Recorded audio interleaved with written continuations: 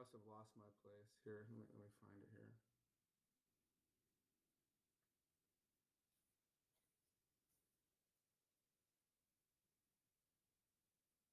Here we go. All right. This meeting is held in accordance with the Freedom of Information Act. The news media has been notified, and a copy of the agenda has been made available to the public. This meeting is open to the public, and the public is welcome to attend in person, or virtually. All persons wishing to attend by meeting by virtual means may do so via YouTube Sumter School District board meeting.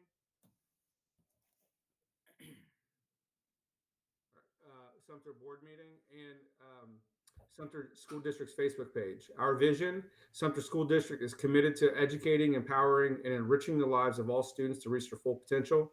Mission: Sumter School District is committed to providing a safe, nurturing, high-quality educational environment that supports diversity and equips students for local and global success. Committee members are myself, Jeff Zell, chairman of this ad hoc transportation committee, or committee on transportation. I represent Area 8. Tara Kosar Johnson and Miss Sherry White is in attendance.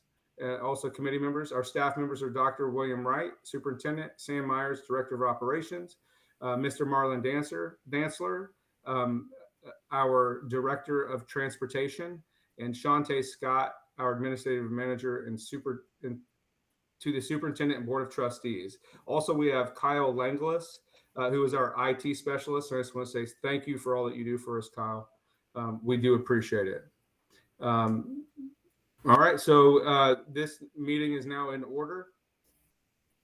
And open remarks, I just want to make a couple statements real quick, and then we'll move on.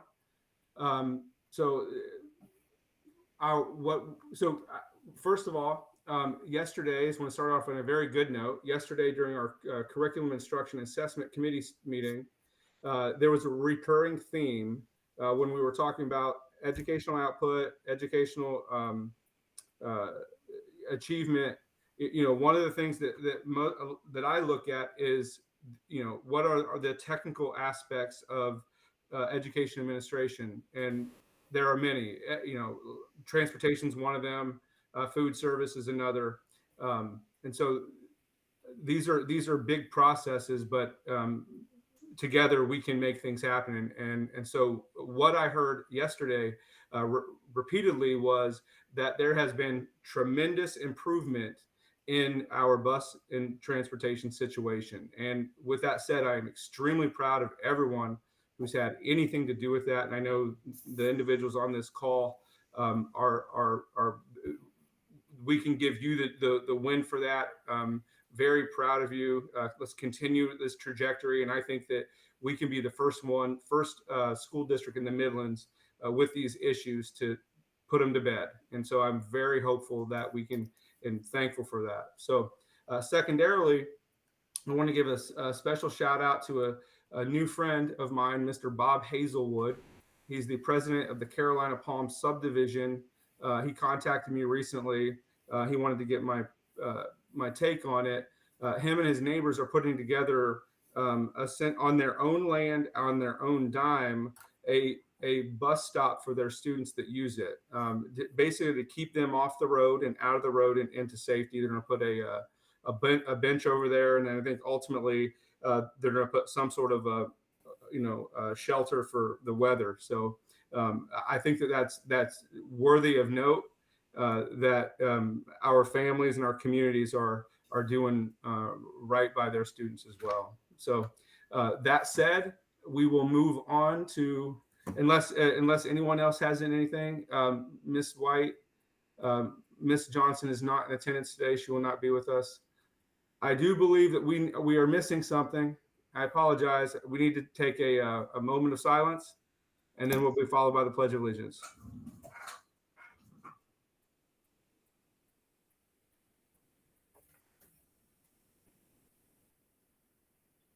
All right.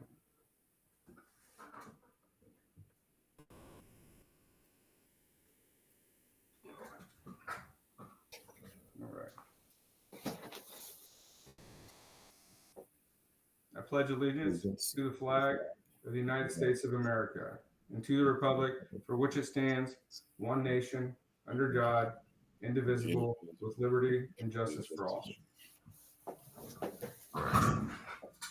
All right, now we can get to business. All right, so unless there's any objections with the agenda, we will proceed to 3.1. Ms. White, do you have anything to add, any announcements to make, or anybody else, superintendent or directors? Okay. All right. We will move on then. Okay, so my questions, there was a few of the questions answered already in an email. So just to make sure that we're putting it in the public, I'm going to ask the series of questions. Um, Many of them are the one we've already talked about in previous meetings. Again, the whole idea, it's not to waste your time and giving me information that could be done in email.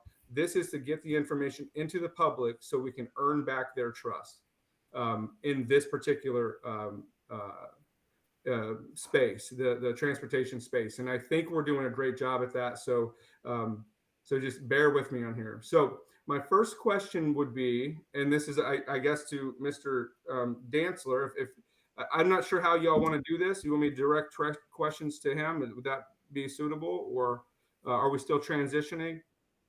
I think that I can just go ahead and open up, and Sure. Okay. Mr. Please. Dancer, you have access to those items. Okay. Perfect. That'd be perfect. And he can do that. I would like to just thank everyone for being a part of the committee. And Dr. Wright, is there anything you want to start with? I'm perfectly fine. You go ahead, Mr. Okay. Mayor. I'll chime in if I need to. Thank you, sir. I really want to thank Mr. Zell. You mentioned about the improvements that have been there. We would be remiss if we did not extend those thank yous to our drivers, to our students, our parents, and to our school officials who are working diligently to make sure we're getting the things that we need and being understanding. And I know you talk regularly about earning back their trust. Yes, sir. I think we are well on our way to building and rebuilding that, and with the things that we have done. So I'm going to ask Mr. Dantzler if you could just give total number of drivers we have, and just address some of those points that were in that response that I sent, if you don't mind. Yes, sir. Thank you.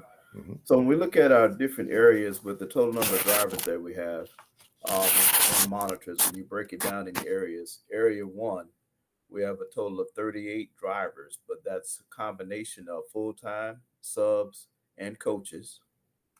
We have 4 monitors in that area, full-time.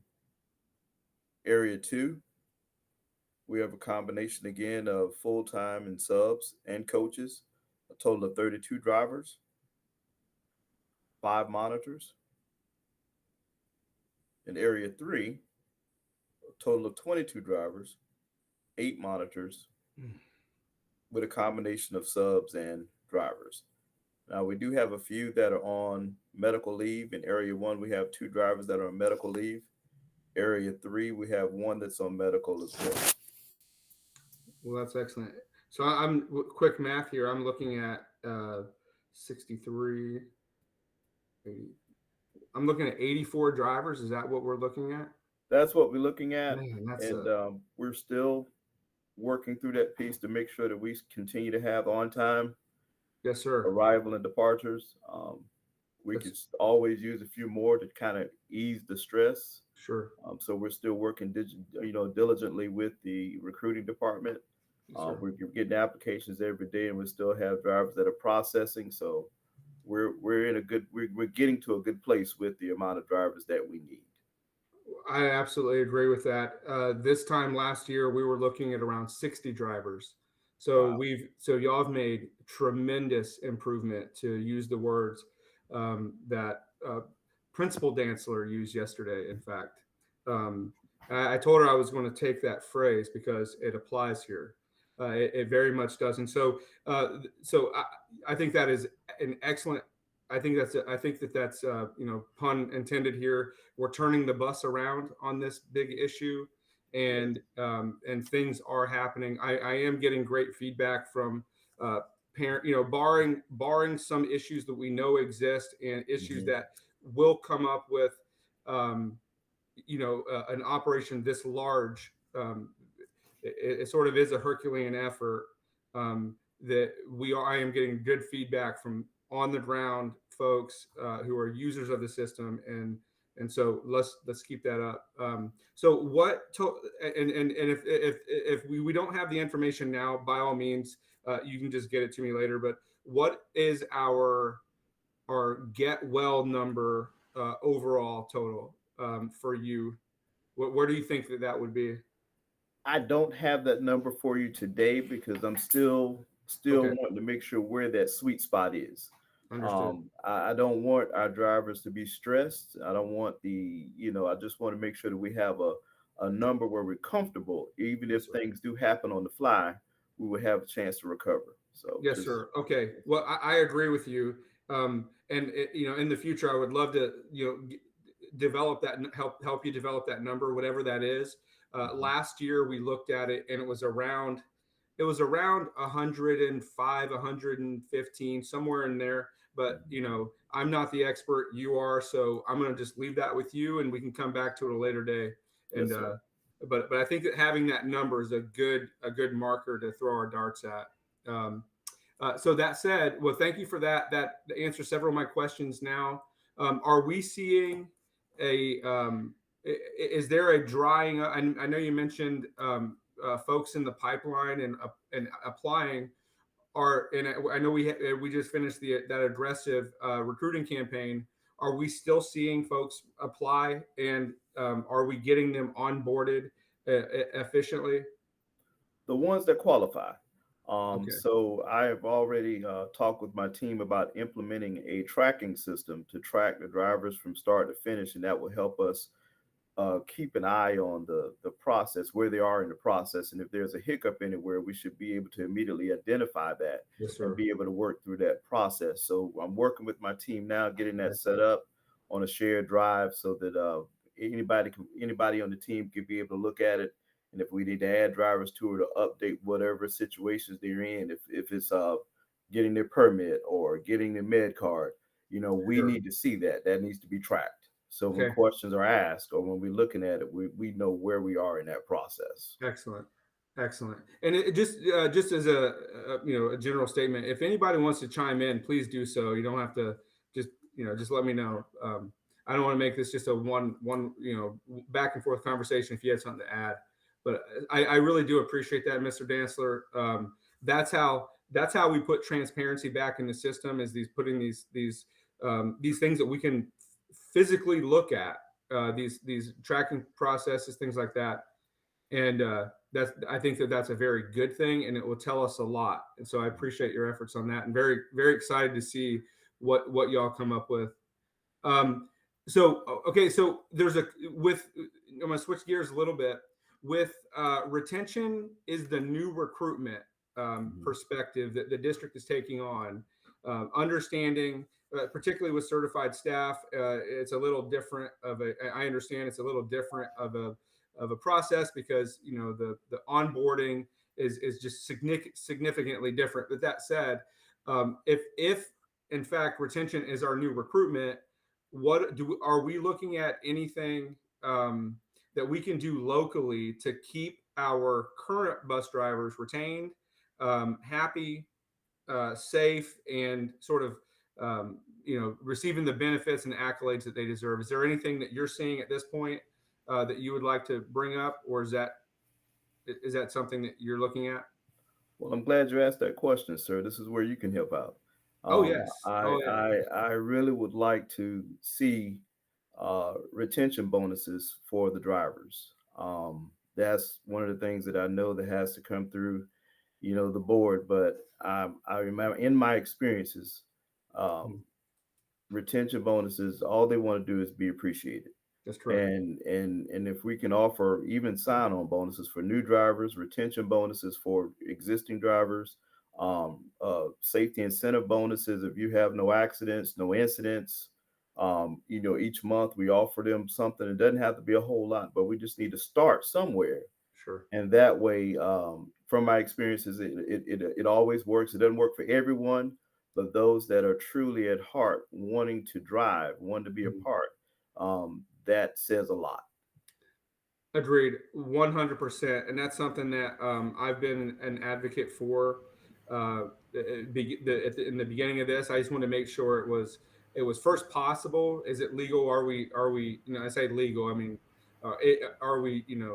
Do we have the funding to do it? And at what level of approval? And so I'm with you, and I think in my assessment, and obviously I'm not speaking for the board here, but my assessment is just as you stated, if we can provide sort of those monetary or non-monetary things to show that we are proactive and appreciative of what's happened of our drivers. I think we can. I think it's a low cost to bear for great outcomes. And so, real quick, Miss White, you had a question? Yes, a comment Yes. actually to what Mr. Dantzler said. I agree with those ideas about maybe a sign-on bonus, uh, uh, retention incentive, and also the monthly thing. If it's a gift card to Walmart or wherever, just different things. I think that's a good idea, and I would love for the board to look at that and make sure that we have the budgetary means to do that. My other comment is, and this is an observation just for Mr. Dantzler and Mr. Myers' edification. I live in the Oswego area. 2 buses come by here every morning, every afternoon. And I don't know who the drivers are. However, they are consistent. I could tell you that they come by here pretty much the same time in the morning and in the afternoon. And so whomever that is, y'all could identify, I'm sure. I live on Goodson Road. Everybody in the world knows that. So whoever the drivers are, they are consistent. And it's and when I'm in the yard and I see them, I wave at them. They don't know who I am, but I wave anyway, just so that some random person to them is being nice to them. So I always wave when they go by. My other question is this, and Mr. Dantzler may not be able to answer this, but hopefully Dr. Wright or Mr. Myers will. We did have the incident on the bus with the 2 parents coming on, throwing the keys in the woods, et cetera, et cetera. Y'all mentioned the safety of our drivers, monitors, and students. Do we have personnel? I noticed you mentioned monitors. Obviously, we don't have enough monitors to put on every bus.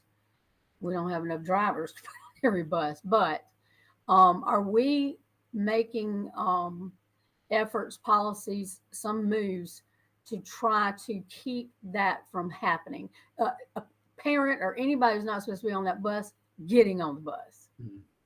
So what we have done in light of that situation, I've composed a policy for instructing drivers on how to handle confrontation with parents or anyone at a bus stop. I've put that out to all of the area supervisors to speak with the drivers one-on-one and explain to them the why and what we need to do in those types of situations. That is what we've done to be a little more proactive in case something like that happens again. Okay, great. Thank you. Appreciate it. That's all I Ms. have. White, in addition to that, Ms. White, we will continue to provide said training as Mr. Dantzler has established. Many times you can anticipate things may happen, but we have to make sure our drivers are equipped with the different kinds of things. And it would be great if we knew when those things were going to occur, but we won't. So as they do, our drivers will do the very best that they can to make sure that children are protected first. And, right. To that exact point, And we haven't had it happen, and it's not something that happens a lot that I'm aware of. However, the board is starting to concentrate on our safety and disaster preparedness and that kind of stuff to make sure that the district as a whole has a plan for all these possible scenarios, one of which could be someone getting on a bus and taking it hostage. Now that's extreme, but it can happen. We just had 2 people get on a bus and they could have had different motives than what they did. So I want to stress the importance to those of you that are handling this, which would be Mr. Dantzler, Mr. Myers, and Dr. Wright, that there's training, regular training, a plan and regular training to our bus drivers and monitors on how they should handle any of these extreme circumstances, because you know what? It can happen here. Anything can happen here. We have a diverse population, and Sumter does have crime. Sorry, we do. So we need to be prepared for those things. So if you could, while you're implementing these things, let's look at, let's just call them disaster scenarios, and make sure that we have ongoing and regular training so that our bus drivers and monitors know how to respond to keep everybody safe the best they can. Yes, ma'am. And in light of that, I shared with Mr. Zell that we've got a meeting this morning, and it's one in reference to looking at some safety issues, and I'm pretty sure that's going to surface as well. So we'll continue to keep you abreast and make sure our drivers are cued in with the different kinds of things, and they'll let us know the different kinds of things that are happening so we can stay on top of it. And as the policy committee director or chair, if there are any policies that you see that need updating or implementing to help you, please be in touch with me, and I will see what I can come up with. I'd be glad to help in any way. Yes, ma'am. Thank you. Excellent. Well, unless anybody has anything else, I want to recognize Dr. Gamble. Thank you for joining us. We appreciate it. It seems that you don't miss anything either. So thank you for being here this morning with us. So move in the essence of time, we're going to move along unless anyone has anything else to add. I just have a couple more questions. Mr. Zell, I'm not necessarily something to add, but I just want to reiterate that along the subject of what we're talking about now. Yes, sir. It is also critical that when we have unfortunate situations that we are able to get assistance from law enforcement, because we can regulate, come up with regulations, policies, whatever. But unfortunately, the nature of the business these days is stuff is probably going to happen at some point. That's right. So one of the things that in our training is, drivers need to understand and know that it is okay to contact folks for help. Sure. Yes, absolutely. As opposed to trying to interact and, intercede and things of that nature. Sometimes you can do that, you can reason with people, and sometimes you have to get help. So one of the things that, Mr. Myers will be talking with folks about this morning is, we're living in an age now where we need response. Unfortunately, maybe every once in a while during transition to school, as well as in the school environment. So we'll make sure that happens. Yes, sir. Well, y'all bring up a whole lot of great points. Safety and security is everybody's business, and it's just something, and our bus drivers, our buses, and our students, while they're in that, in the process of at least the 2 times a day that they are, and pickup and delivery and arrival and departure, we need to make sure that obviously that those safety protocols and those security protocols are extended to the utmost of our ability into the and that was a promise of all of us that we agreed, and I appreciate all your perspectives on this. Our buses should be as safe as our classrooms, and that's something I think that we should constantly strive for, and I'm thankful to hear y'all really focus in on that. So The other thing, if I may, just really sure. briefly, Yes, I promise you I'll hush after this. We talked a little bit about providing bonuses and so forth for drivers, and we certainly have already done some things to deal with that, and we're always looking for solutions to show appreciation to our employees.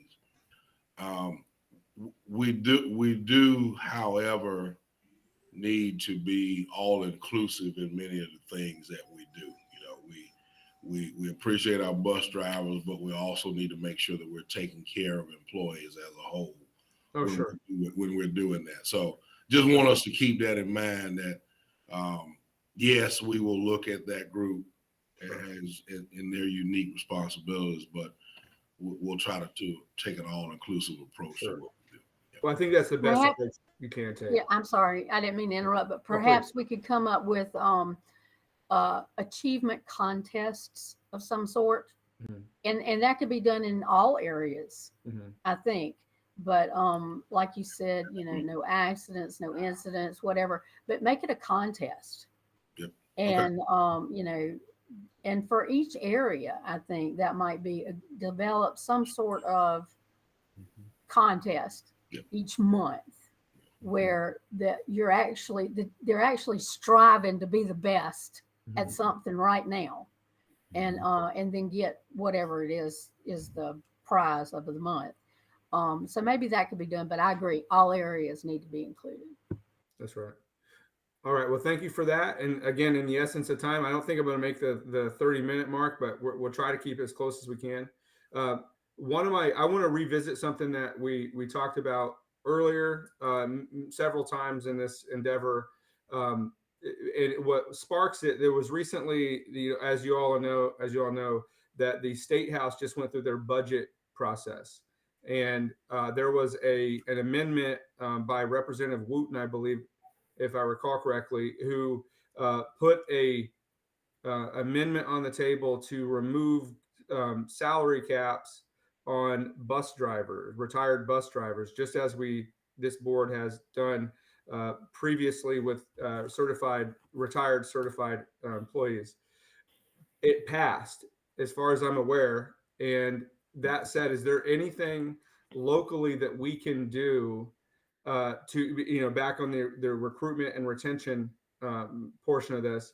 Is there anything that we can do or need to do in that effort to on possibly tap back into our retired population if they're interested, sort of give them sort of that carrot to come back? And so it's just something to consider if you haven't thought of it yet. I think it's something that could be useful. And then, so secondarily, and I'm just going to throw a couple of these out there. What I would like to see again is, if at all possible, I would like to see us at least pursue or converse on some of the ancillary costs associated with becoming a bus driver. Your annual physical, and whatever, if there's any other associated costs to retain, to show. And I'm not sure if it would be a large number. I don't think it would be as far as dollars. What I would like to see is this district and board look at some of those costs associated with maintaining their certification, and where we might be able to absorb some of that for them. And so whether it be license, maintenance costs, physicals, that sort of thing. And so if that's something that we can consider as you start on your path to, Mr. Dantzler, I just want to put that in your ear and plant that seed as something I would like to come back to. Not necessarily today. That's a conversation that we need to get probably the HR and finance involved, just to look at the numbers. But I do think that that's something noteworthy of pursuing. Because if retention is in fact our new recruitment, I don't want to leave any stone unturned. But as to Dr. Wright's point, is also we need to be fair in our distribution of sort of the incentives as well. So y'all have a tough job in making sure that that balance is struck. But it's something that I would like to look at as well. Mr. Bell, Yes, sir. Excuse me, in response to that, that has been um, a conversation that's been held some time ago. Yes, sir. And it's not off the table, but then again, we do have um, other drivers who are out there that we would have to consider as well. So Sure. we have to look at that very closely and make it as an inclusive part of all of the different things that we're going to consider. Yes, sir. Absolutely. And that's the tough climb that you all have, and that's why you're the bosses. Okay, so on that, I just have a couple more very technical questions. Do we have an update on when the electric buses charging station will be fully ready to go, and when we receive those electric buses? Are you guys tracking that? Well, I was just at a conference on last week, and the state for us, the state has no date for when the electric buses will Okay. come out for us. There are Okay. some counties that are receiving them right now, but where we are on that list, we're not 100% sure. Okay. I think Mr. Myers may be able to give you an update on the charging stations. There was those dates and what prior to me come on Sure. board. But I do know the buses. There's no definite date for Okay. our electric buses. Roger that. Well, the question is really like to make sure that we're positioned to receive them and ready to go day one, if at all possible. So anyway, I mean to cut you off, Mr. Myers. You're Well, saying. I was just going to say there are numerous things that go into play Mhm. prior to those buses arriving, and we have to ensure that our electric companies are at the table when that occurs, and our electricians, because Oh, sure. um, Okay. they may cross over different lines. You'll have That's very Duke true. Energy, you may have Black River, and some of the others that will be connected to that, and so they are all aware and Okay. awaiting the time that the state will get with them as to when those Okay. charging stations will be put in. So Typical fashion. We're waiting on the state. The state. Okay. I have Okay. a always a question. good out. I have Well, a question, and I may have missed this because I missed the prior meeting. So excuse my ignorance, but who's bearing the cost of this? The state. Okay, so even the charging stations, all this, the state is bearing the brunt. Well, the state is bearing the brunt of the cost of the buses. We're gonna end up picking up a portion of that electrical cost Well, at right, some point, right? but like the charging stations themselves That's have coming to from be the state. okay. Right. Very good. That's Yes. what I need to know. Thank you. Yes, ma'am. and training as well. I'm sure there's a specific training that comes along with this. Is that something that you're looking at, Mr. Dantzler, as well? Yes, sir. Yeah. The state will administer that training for us when that time, whenever they set that date, they have already said that they will do the training Okay. to make sure that the drivers are aware, because they said the buses drive totally different. So there's no way that sure. they can drive without the That's right. training. So That's they right. have to Absolutely. have Well, that that is training. correct. I've driven electric vehicles, and that is very true. Absolutely. And so, do we anticipate having a local certifier for that at some point, as we do with our transportation? We're going to look at that because we have drivers that are subs, so they may have the sub, and so we may have to do our own on-site training. So we will look at Okay. having maybe 2 to 3 drivers that'll be certified Right. to have be as backups for the state. Yes. Okay. I think okay, that's perfect. Does anybody else have any responses to that? Okay. All right. So I think, unless it is, spirals off to another question, the last question I have is regarding we mentioned this before, monitors, and I appreciate that it looks like we have around 17 bus monitors, different statuses.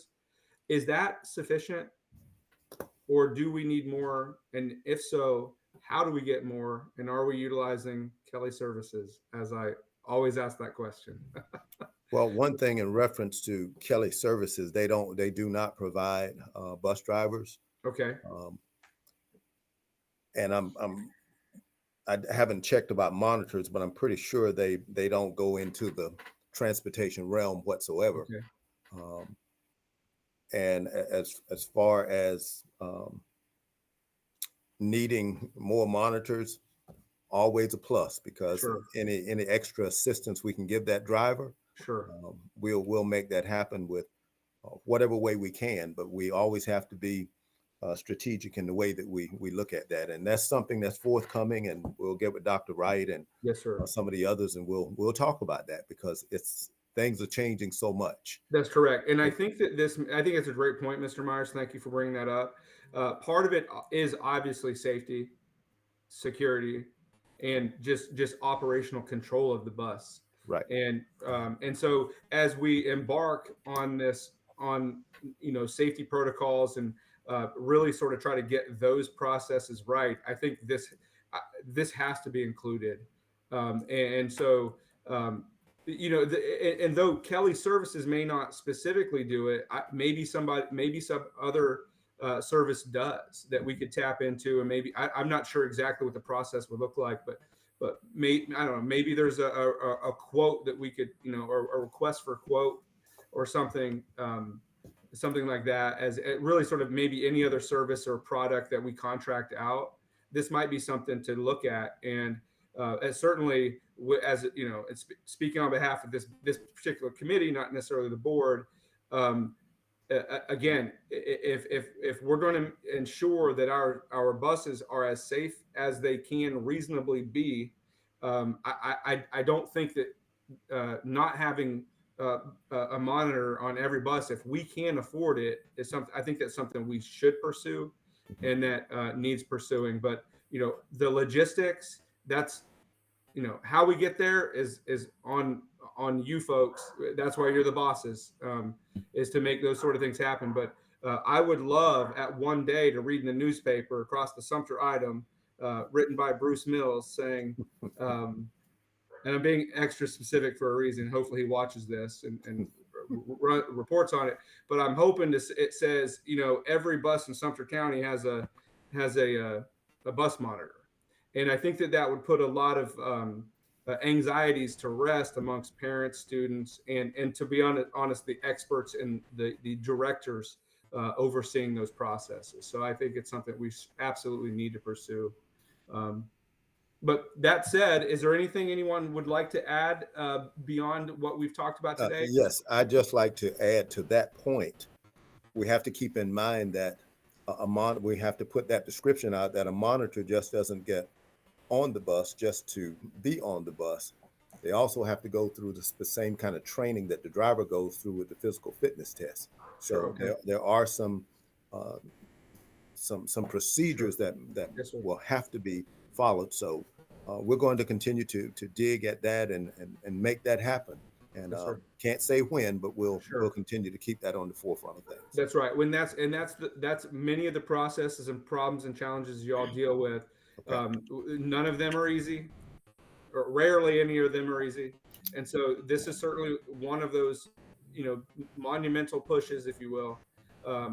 But I have faith that you can get it done. And so far, I mean, just in this one short year, we've largely recovered, as I see it. Of course, we're not there, and as Dr. Wright says, we're always getting better. We're always pursuing that. But we've certainly, you all have certainly turned this challenge into a success story, and a developing success story. And so, and again, as I stated before many times, is I can't wait for the day that I can recommend to the chairman of the board to dissolve the ad hoc committee on transportation. That's the ultimate goal, because I want to get out of your all's Cheerios, and I want you to just be able to do your work. And but we have to prove to the community that we got this. And from what I'm seeing, all the efforts from everybody in this call and beyond, that's what you're all doing. And so I just want to say thank you from the bottom of my heart, what you're doing, and I'm looking forward to seeing where we take this thing. Absolutely. So, well, thank you, sir. Thank you. Thank you, sir. All right. All right, I think so- we can safely speak a little bit for the board as a whole, Mhm. that we are appreciative of the improvements that we have seen, the hard work that's been put in. And I don't think there's anyone who does not appreciate the effort that has been put in. And Mr. Myers has been carrying a lot of that load. And I'm hoping that with Mr. Dantzler coming on board, that is going to relieve some of that from Mr. Myers and some of his other areas be able to work on Down the road, instead of having down the road, instead of having to pay so much attention to this part, because I think Mr. Dantzler is going to step up and take on the challenges that we have. And I want to see that headline that says Sumter School District fully staffed buses, drivers and monitors. So that would be absolutely awesome. Great. Absolutely. Thank you all. Yes, All right. So would anybody else like to add anything before we close this thing out? Nope. Mr. Dantzler, we're good? Yes, sir. We're good. Okay. All right. So steps moving forward. This was the first meeting we had in several months. I don't anticipate needing to have as many as we've had in the past. So we'll just sort of play it by ear. We probably will, simply because Mr. Dantzler, you're onboarding now, and it sounds to me like you have a lot of things that you're undertaking. I think the community and the public would be would appreciate learning. And so let's tentatively look at around 30 days, if that's okay, to do this again. Nothing hard and fast. And if we have to adjust, we will. But I think that's probably a good marker to consider. And then, just again, keep moving forward. I think it's important. It's extremely important work that you're all doing in this space, and it has such a fundamental connection to the proper and responsible administration of education. And I've long said this, and we all agree, I think, is that if we can't get our kids to school on time, they're not going to learn. And so, though it is a very elementary, I don't want to say it, a very basic process, it still is a difficult process. And so I'm happy that where we're headed. So that being said, we'll move on to the 5.1, the approval of the previous minutes on December 4th of 2023. And if there's no objections, that will stand. Any objections from any of my fellow trustees? Okay. All right. So closing remarks. I've said it all twice. So I just want to say thank you for all you've done, are doing, and will do. And I look to be a part of that solution in any way that I can help you, Mr. Dantzler, and team. Consider us. We can come in hot sometimes, but I want you to know is I think it's because we all deeply care about what we are doing. And just know that I am here to help you in every endeavor that you take. I am an ally in this effort, and it just all I need is openness and honesty. And I know I won't get anything different from you, and I think we can make big headway from where we've already come from. So anyway, thank you for everything. God bless you all. Have a great day, and keep crushing it. Take care. Bye. Thank you all. All right. Thank you. Thank you. Hey, thank you very much. Appreciate it. Yes, sir. Thank you.